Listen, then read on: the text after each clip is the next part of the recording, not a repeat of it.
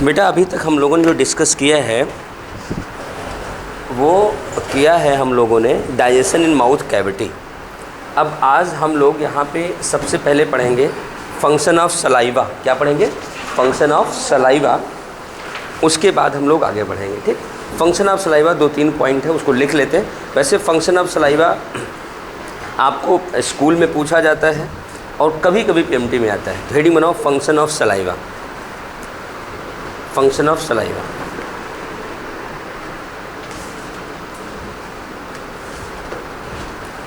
बेटा सुन लो फिर लिखना। सलाइवा के फंक्शन क्या है? सबसे पहला आप ध्यान देना, उसमें एंटीबैक्टीरियल एंजाइम है जिसका नाम है लाइसोजाइम। तो भोजन के साथ जो माइक्रोब्स वगैरह आते हैं उनको मारने में हेल्प करेगा, उनको किल करेगा, पहली चीज़। दूसरी चीज़, सलाइवा में वाटरी फ्लूइड है, वाटर कंटेंट ज़्यादा है। ये क्या करता है? भोजन को सॉफ्ट बनाता है। क्या बनाता है? सॉफ्ट बनाता है, जिससे भोजन आसानी से चबाया जा सके। तीसरा काम, बेटा आपने कभी अपने सलाइवा को हाथ पर रख के देखा है? कभी नहीं, एक्सपेरिमेंट तो करा ही नहीं गया कभी। बेटा ध्यान देना, सलाइवा को कभी भी निकालना हाथ पे तो आप देखना सलाइवा गिरता है, निकलता है। आप उसे देखना वो यूँ लुब्रिकेटिंग टाइप का होता है ना, लुब्रिकेटिंग टाइप का। तो लुब्रिकेटिंग नेचर होने की वजह से क्या करता है? भोजन को निगलने में हेल्प करता है। जब आप भोजन को चबाते हो ऐसे, फिर ऐसे निगलते हो तो जो बोलस बना रहता है, निवाला जिसे कहते हैं, वो अंदर सरक जाता है। पहला काम क्या है? उसको निगलने में, डिग्लूटिशन में हेल्प करता है। अब अगली चीज़, ये जो बॉल बनता है ना, उसको बनाने में भी हेल्प करता है। क्यों? क्योंकि जो चबाने के बाद भोजन पार्टिकल्स होते हैं, फूड पार्टिकल्स होते हैं, उनको आपस में एडहरिंग अर्थात चिपकने में, ग्लूड करने में हेल्प करता है, आपस में भोजन चिपक जाए। ठीक, इतने काम के बाद एक काम और कि सलाइवा में डाइजेस्टिव एंजाइम है, सलाइवरी एमाइलेज, तो क्या करेगा? भोजन के डाइजेशन में भी हेल्प करेगा। अगली चीज़, सब सारा काम ख़त्म हो जाए तो माउथ कैविटी को क्लीन करने में हेल्प करता है। ऐसे बच्चे छोटे छोटे होते हैं ना, घर में मिठाई का डिब्बा चाहे किसी को देने के लिए आए, चाहे प्रसाद के लिए आए, आ गया है तो बच्चे को अगर अलग से नहीं मिला तो वो चोरी करके खाएगा। वो घर के अंदर, कमरे के अंदर खा रहा होता है, बाहर से मम्मी आवाज़ लगाती, गोलू क्या कर रहा है? कुछ नहीं, ऐसे करके आ जाता है। ऐसे करते हुए तो जो माउथ कैविटी को क्लीन करने में हेल्प करता है, कौन करता है? सलाइवा। अब जीभ जो टंग को गीला करने में, वेट करने में हेल्प करती है सलाइवा, जिससे इनडायरेक्टली हेल्प करती है स्पीच में, बोलने में, स्पीकिंग में। तो हम लोग ये वेटिंग वगैरह नहीं लिखेंगे, सीधे बोल सकते हैं सलाइवा हेल्प इन स्पीकिंग। अगर एक्सप्लेन करना है, बाय वेटिंग द टंग।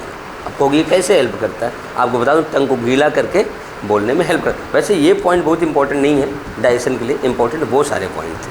ठीक, इतने हैं। इसमें 2 सवाल तो है, एक लुब्रिकेटिंग वाला, एडहेरिंग ऑफ फूड पार्टिकल वाला, ये 2 सवाल बनते हैं। ठीक, वैसे पहले, आज 10 साल पहले तो बैक्टीरिया वाला बनता है। लिखना, सलाइवा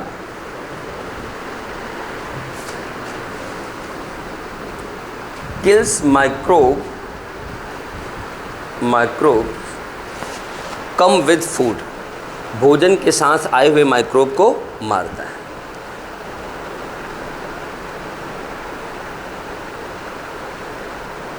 अगला पॉइंट लिखना, क्यों मारता है ये पता है ना? जो कल टेबल बनाया था मैंने कि उसमें क्या होता है? लाइसोजाइम एंटीबैक्टीरियल एंजाइम होता है। चलो अगला पॉइंट लिखना, saliva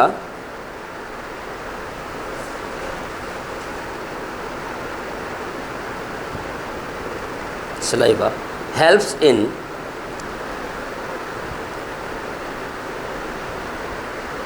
digestion of starch, bracket में फूड।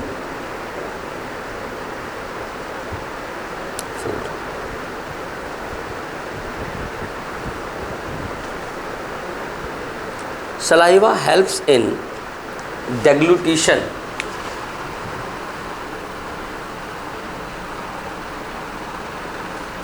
डेग्लूटिशन मतलब निगलना, हेल्प्स इन डेग्लूटिशन। हो गया। अगला point, saliva helps in adhering, adhering मतलब चिपकना, adhering of food particles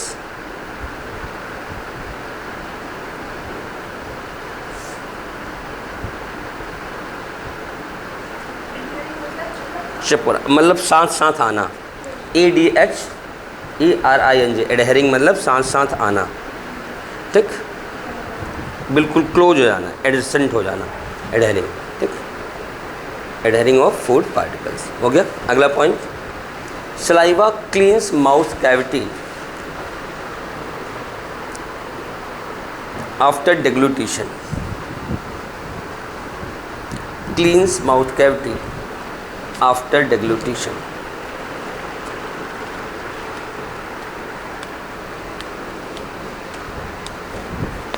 after deglutition. हो गया।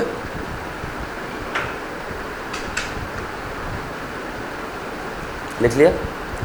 ये बेटा इतने इंपॉर्टेंट फंक्शन हो गया किसके, सलाइवा के। वो वाला पॉइंट छोड़ दिया कि it makes food soft and food, it makes soft and food, भोजन को सॉफ्ट बनाता है, इसका कोई PMT माता बाता नहीं है, ठीक। चलो आगे लिखते, जो आता है वो मैंने नोट करा दिया। आगे लिखना आप बेटा, ये माउथ कैविटी यहाँ पे प्रॉपर ख़त्म हो गई। 1-2 स्टार पॉइंट है लिखना। पहला star,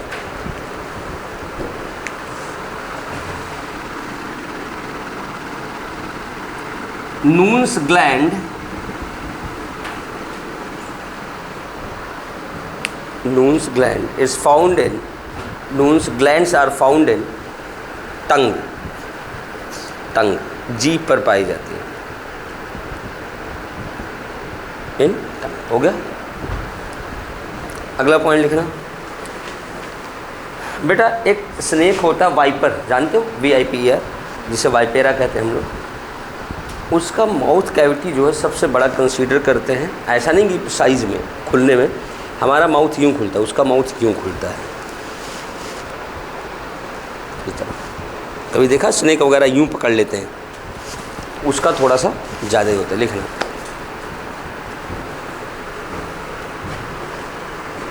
largest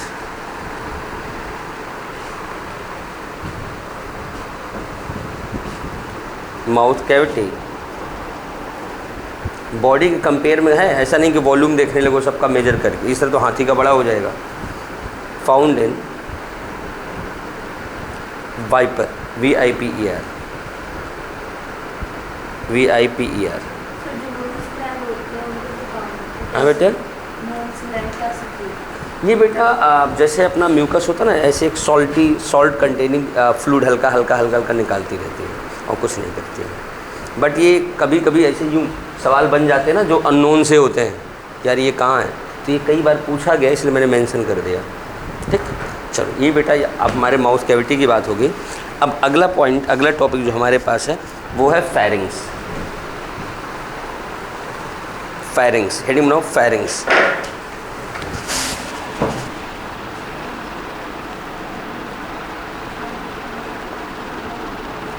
pharynx,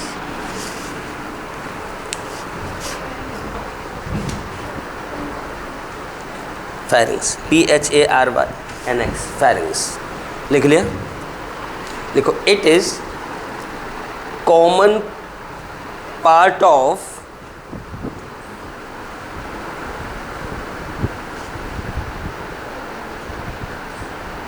digestive system and respiratory system both.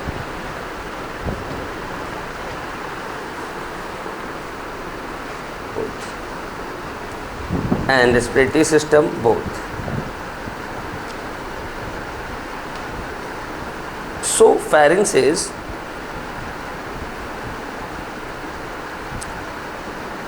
common path for common path होता है किसके लिए, food and air, food and air. बेटा ध्यान देना, ये जो फेरिंग्स है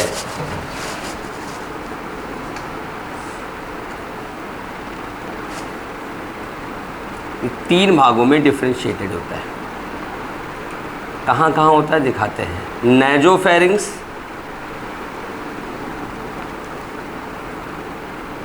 ओरोफेरिंग्स,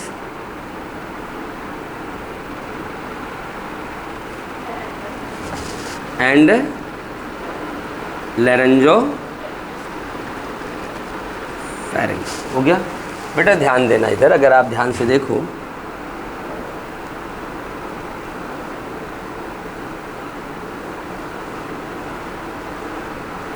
ये है, ये आपकी नाक है, ये वाला पोर्शन है बेटा। ये वाला पोर्शन यहाँ देखना, ये यहाँ आपका लैरिंग्स होता है, यहाँ से विंड पाइप जाती है, यहाँ से फूड पाइप जाती है, ईसोफेगस स्टमक में खुलती है। ठीक बेटा, ध्यान देना, ये पूरा का पूरा होता है हमारा फेरिंग्स। ये जो नेजल चैम्बर के पीछे है इसे हम कहते हैं नेजोफेरिंग्स। माउथ कैविटी के पीछे वाला ओरोफेरिंग्स, ये वाला लैरेंजोफेरिंग्स। हो गया, ये कुल मिला के इतना पोर्शन होता है, बस इतना। ठीक, अब बेटा ध्यान देना, जब आप सांस लेते हो तो ये हवा ये ऐसे आती है, भोजन करते हो तो ये ऐसे आती है, अर्थात फेरिंग्स से दोनों को होकर के गुजरना होता है। बेटा एक बात बता दें आपको, जब आप बोलते हो तो यहाँ फेफड़े से हवा यहाँ बाहर निकलती है, और जब आप खाते हो तो भोजन इधर जाता है। अगर आप भोजन यहाँ से निगल रहे हो और अचानक बोल दो तो ये खुल जाएगा, तो भोजन ये इधर और इधर दोनों चला जाएगा। और जब आप खाना खाते समय बात करते हो तो क्या होता है, आपको कभी कभी अचानक तेज़ी से कफिंग होती है और फिर आप ऐसे ऐसे करते हो, ऐसे ऐसे करते हो, पानी पीते हो। सही है ना? क्यों? क्योंकि फूड पार्टिकल्स जहाँ चले जाते हैं रिस्पिरेटरी ट्रैक में, लैरिंग्स के पास। इस वजह आपको रिफ्लेक्स एक्शन होता है, कफिंग होती है, इससे फूड यहाँ से बाहर आ जाए। यहाँ आ गया, फिर आपने पानी पिया, इधर चला गया। इसीलिए एक बार सवाल भी आया था और आपको घर में कहा भी जाता है कि खाना खाते समय बात नहीं करना चाहिए। एक सवाल मिलेगा आपको प्रीवियस ईयर में कि 2 मित्र हैं, खाना खा रहे हैं, अचानक एक को कफिंग होने लगती है। रीज़न क्या? रीज़न यही है कि बात कर रहे हैं, उसका फूड पार्टिकल क्या हुआ, रेस्पिरेटरी ट्रैक में चला गया। समझिए, ये इसका रीज़न है। चलो लिखो, ये लिख लिया।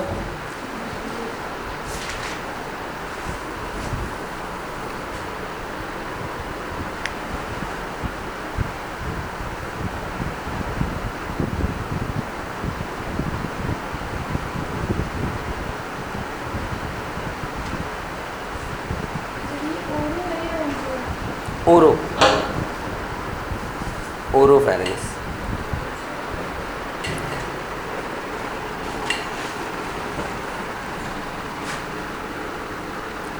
ऊपर नेजो, नीचे लैरेंजो, बीच में ओरो।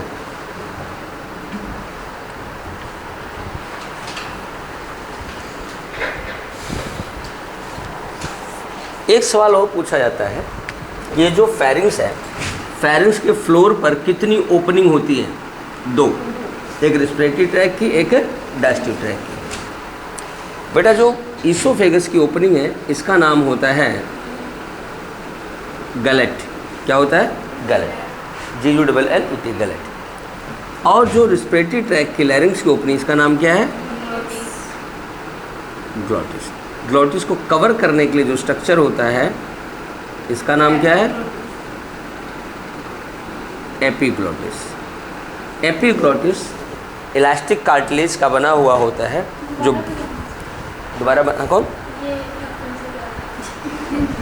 अच्छा, ढक्कन। हाँ, ये सही है, इसे ढक्कन ही कहा जाता है। Leaf like structure called as epiglottis. ये बेटा, ये ओपनिंग है, इसके ऊपर ऐसे स्ट्रक्चर ही बना रहता है इसमें।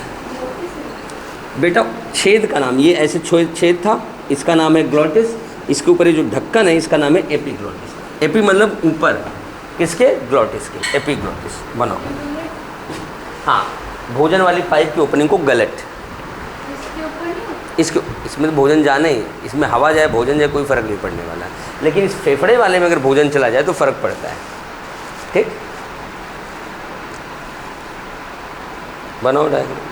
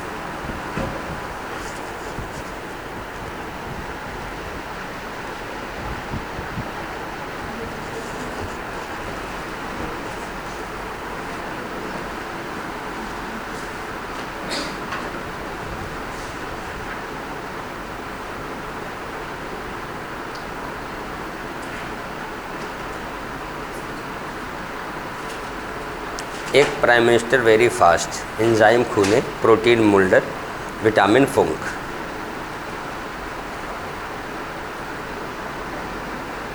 मेरा चैप्टर में जो ट्रिक्स आएंगे बताऊंगा, वो वैसे पहले दिन बता दिया था। ठीक,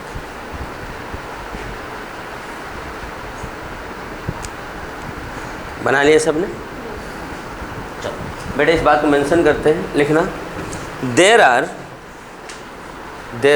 two openings on the floor of pharynx.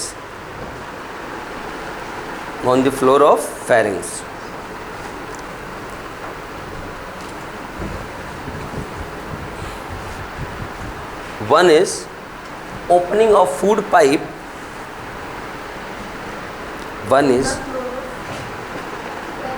pharynx.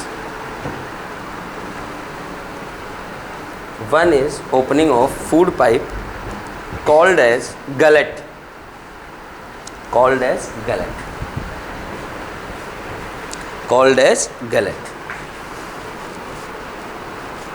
Second is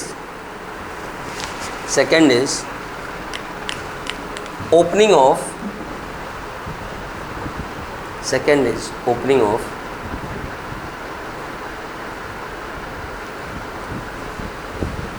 larynx or windpipe. Opening of larynx or windpipe is called as glottis.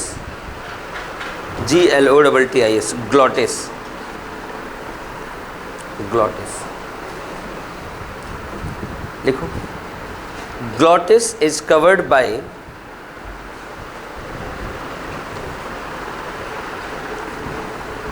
cartilaginous cartilaginous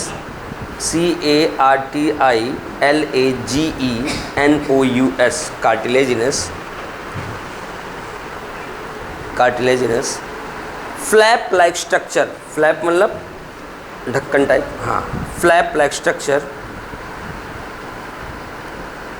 called as epiglottis.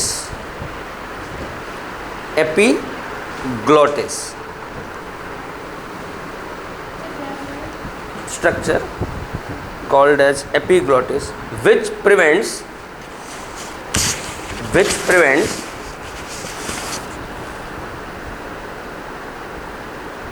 entry of food in windpipe or respiratory tract.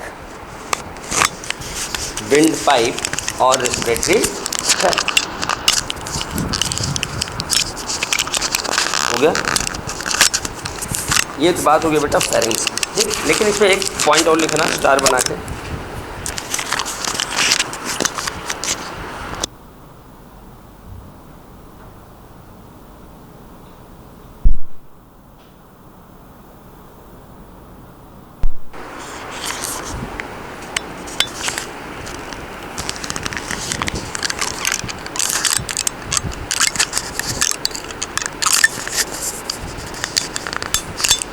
बना के लिखना। Inflammation in pharynx, inflammation मतलब swelling, inflammation in pharynx is called as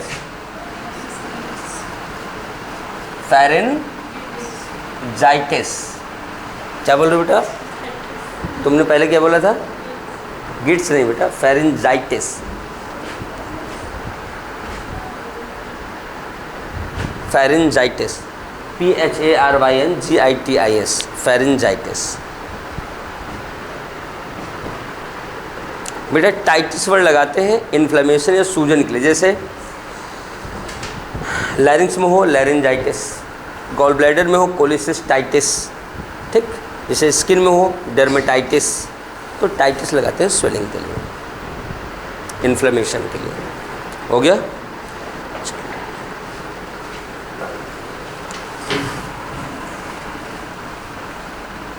बेटा pharynx के बाद जो हमारे पास अगला स्ट्रक्चर है वो है इसोफेगस। अगली हेडिंग बनाना बेटा,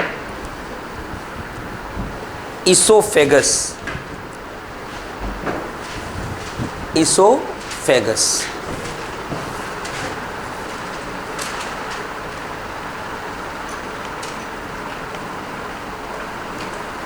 इसे एक नाम और देते हैं, क्या? Food pipe. इसोफेगस और फूड पाइप। हो गया? इसोफेगस और फूड पाइप। बेटा एक बात बता दें आपको, अगर हम इसोफेगस या फूड पाइप की बात करें तो इसकी लेंथ बेटा हर एनिमल में अलग अलग हो सकती है, ठीक। जिनमें डाइजेस्टिव सिस्टम है इसोफेगस है। लेकिन अगर ह्यूमन बीइंग की बात करें तो नॉर्मल एडल्ट ह्यूमन जो होता है उसकी बॉडी में इसोफेगस की लंबाई 25 सेंटीमीटर होती है। कितनी होती है? 25 सेंटीमीटर। बेटा 25 सेंटीमीटर 3 स्ट्रक्चर हैं हमारी बॉडी में। एक इसोफेगस जो यहाँ तक आता है, एक ड्यूोडेनम, एक किडनी से जाने वाली यूरेटर जो यूरिन ब्लैडर में जाती है। तीनों स्ट्रक्चर 25 सेंटीमीटर के हैं, ध्यान देना इस बात को। इसोफेगस जो यहाँ से लेकर के यहाँ पेट तक आती है, दूसरा ड्यूोडेनम जो सी शेप होता है, तीसरा किडनी से निकल के जो यूरिन ब्लैडर में जाती है पाइप, यूरेटर, ठीक। आगे सारे मिलेंगे बट यहाँ एक पढ़ते हैं।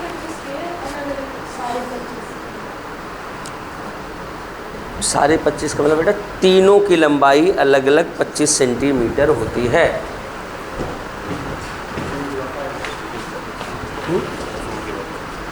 स्कूटी चालू हो।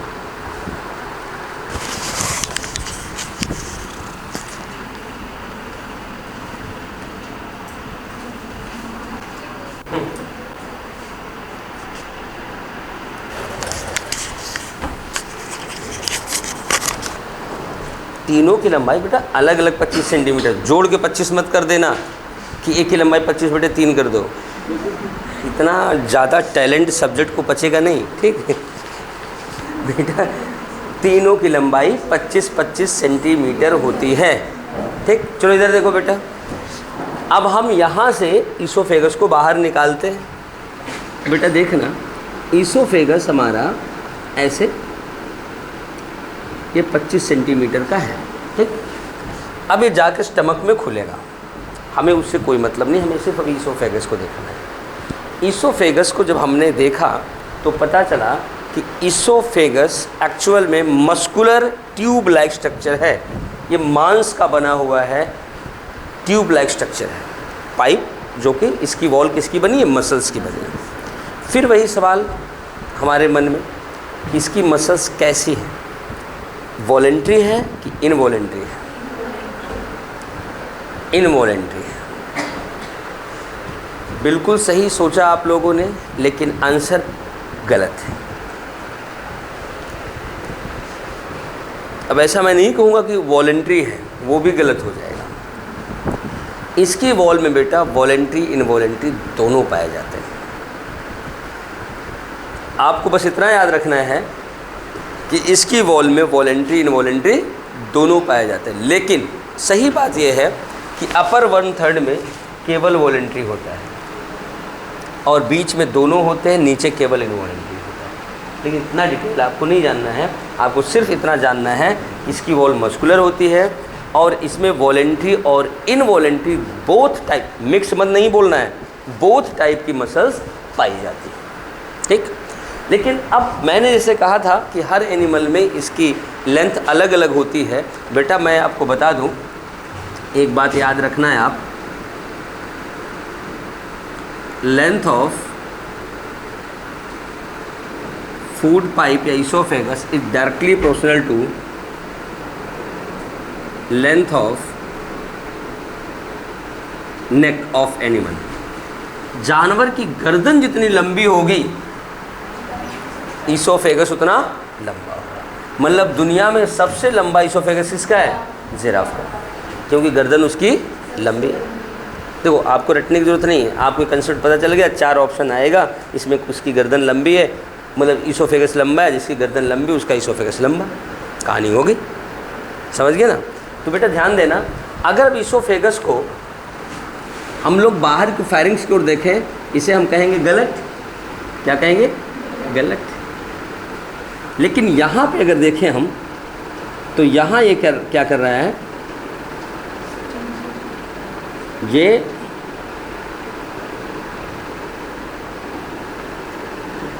स्टमक में आके ओपन हो रहा है। जब यहाँ स्टमक में आके ओपन हो रहा है तो यहाँ पर जहाँ जंक्शन होता है, इस जंक्शन का नाम होता है gastro-oesophageal sphincter.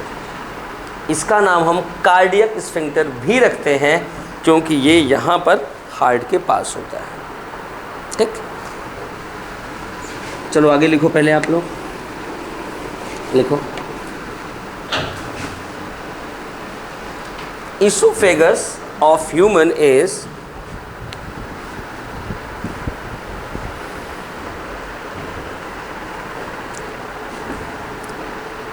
25 centimetre long. 25 centimetre long हो गया। It is muscular tube like structure. It is muscular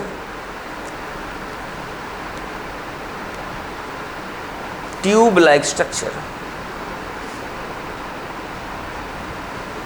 muscular tube like structure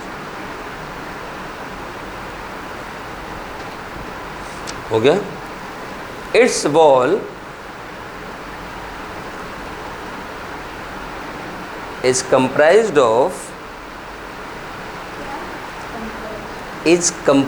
of मतलब बनी होती है, comprised of both voluntary and involuntary muscles, both voluntary and involuntary muscles हो गया। इसमें voluntary और इनवॉलेंट्री दोनों मसल्स पाई जाती हैं।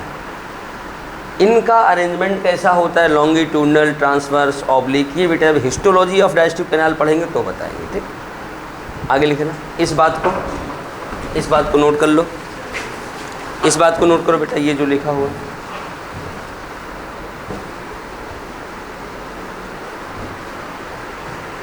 हो गया।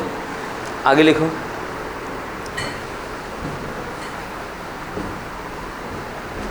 इसोफेगस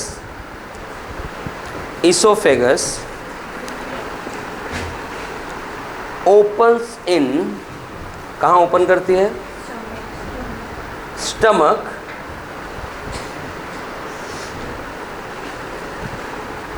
बाय या थ्रू, किसके थ्रू? किसके थ्रू? गैस्ट्रो इसोफैजियल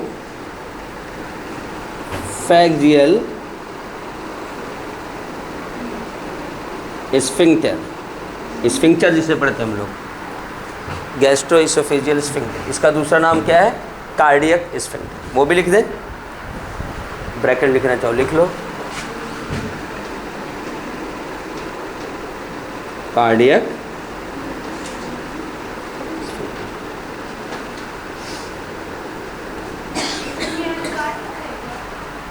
नहीं,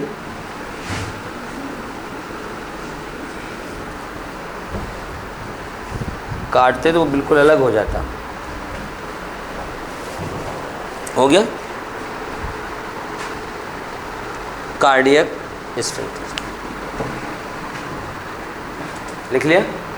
अब एक बात और मेंशन करना चाहो कर लो, there is no digestion in oesophagus, यहाँ पर डाइजेशन नहीं होता।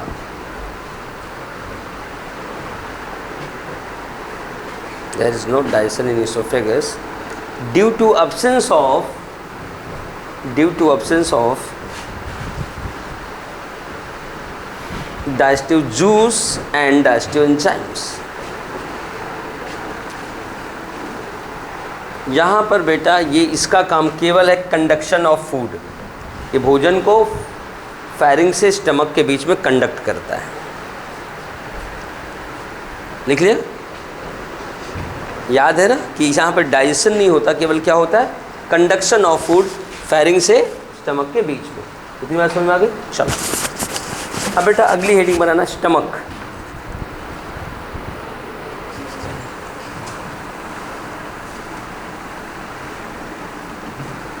देखो आज टॉपिक कितने जल्दी जल्दी हो रहे हैं, फैरिंग्स भी हो गया, इसोफेगस भी हो गया, क्योंकि टॉपिक छोटे छोटे हैं ना, अब थोड़े बड़े आएंगे। ठीक,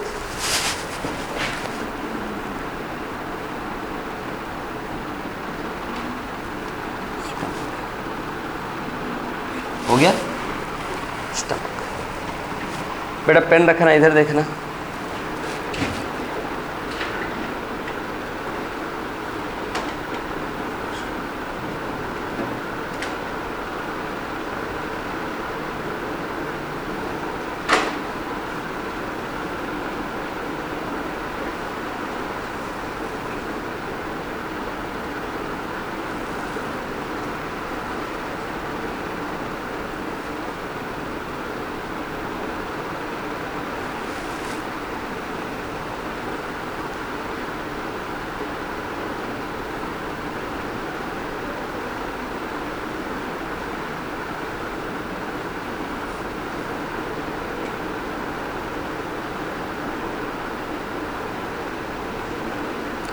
इधर देखना बेटा, ये है अपना इसोफेगस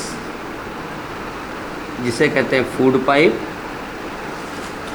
ये है अपना स्टमक। बेटा ध्यान देना, स्टमक पे यहाँ ये जहाँ आके खुलता है इसका नाम है कार्डियक स्फिंक्टर। भी आपने लिखा था,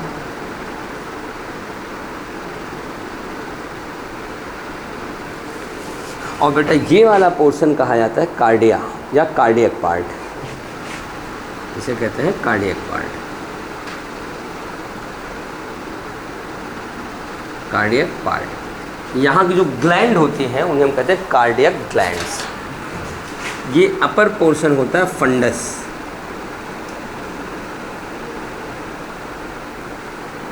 ये होती है बेटा बॉडी, बॉडी ऑफ स्टमक।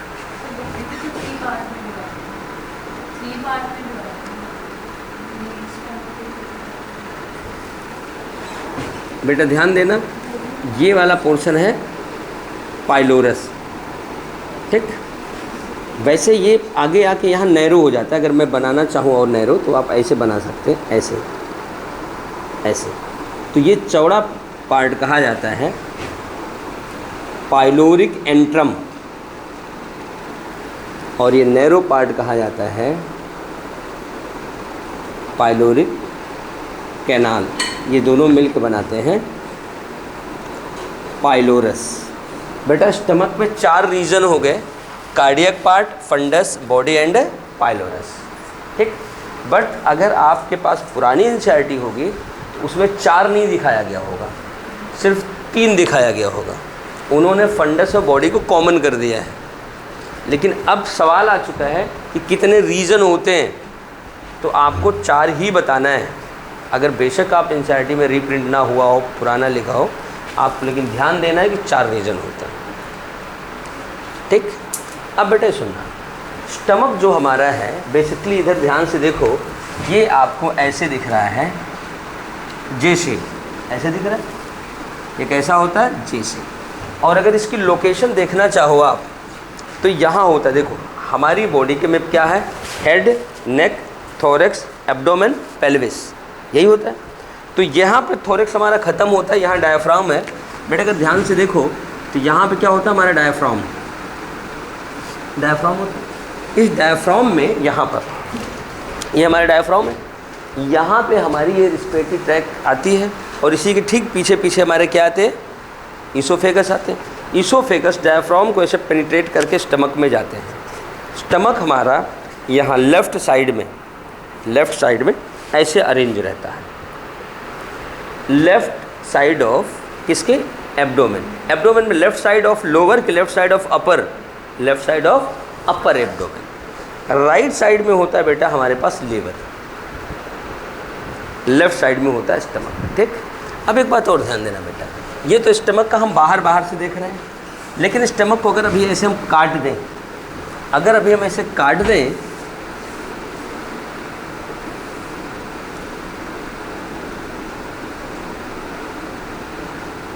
तो कुछ ऐसे दिखेगा कटा हुआ।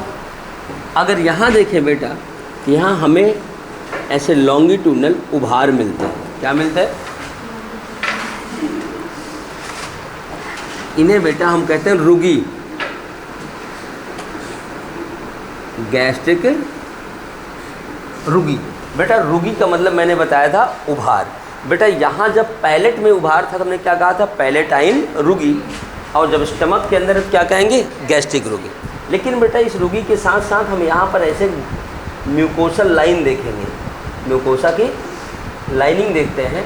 ये म्यूकोसा की लाइनिंग जिसे हम लोग म्यूकोसल लेयर बोलते हैं, ये प्रिवेंट करती है किससे, HCl या गैस्ट्रिक जूस से। हो गया, ये बेटा डायग्राम बना लें आप, फिर उसके बाद हम लिखाते हैं। रुगी बेटा, रुगी मतलब होता है उभार। ये भोजन जब अंदर जाता है तो उसको यूँ चर्निंग करने में, पीसने में हेल्प करती है।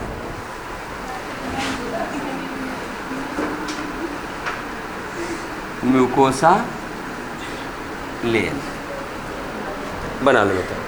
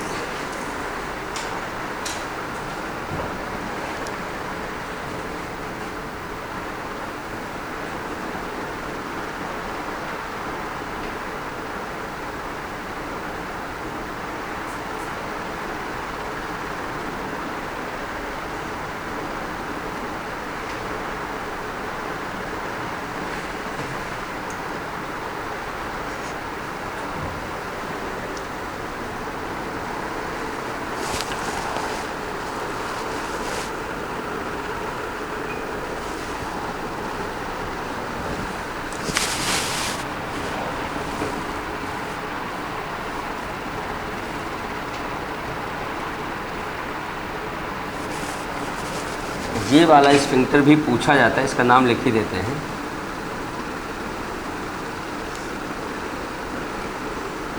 पाइलोरिक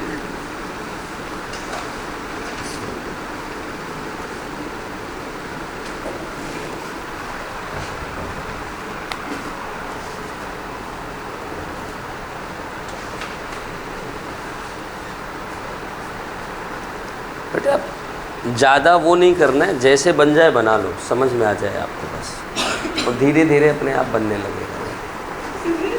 ठीक है, ठीक है, ठीक है, सब बढ़िया है।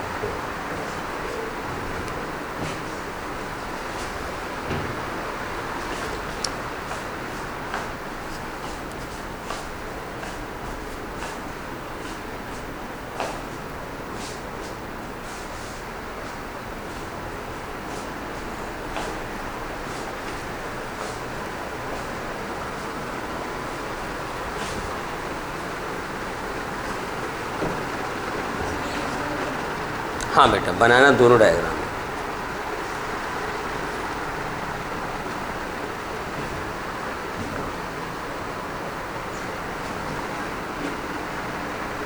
दूसरे में कुछ है ही नहीं है, इसको यहाँ से चाहे मिटा दो। ड्यूडेनम को क्या मतलब है, ऐसे बनाना।